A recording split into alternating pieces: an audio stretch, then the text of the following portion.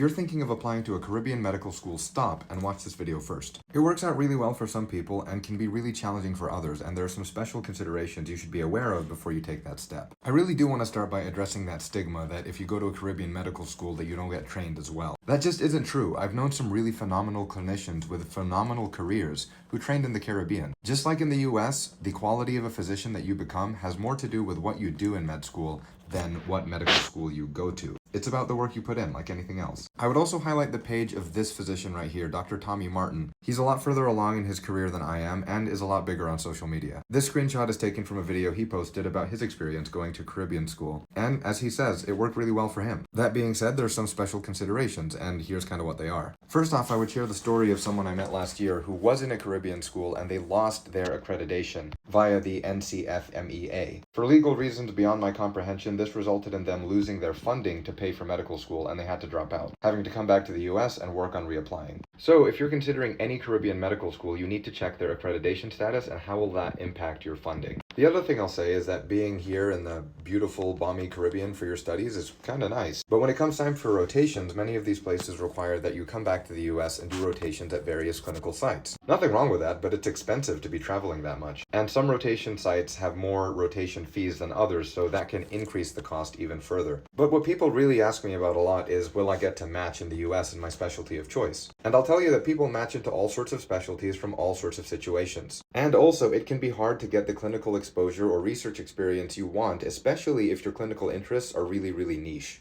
It's not a matter of you can or can't do it, it's just a matter of there are some unique challenges on that front. All that being said, it's a really individual decision. And if you're considering it, you should really think about the individual schools, talk to some alumni, and get a better sense of what the pros and cons are. For many people, it's a valid option that works out. For others, this choice comes with a set of challenges that they'd rather avoid. Ultimately, where you wind up is a factor of what work you put in more than where you put it in. So make the choice that's right for you.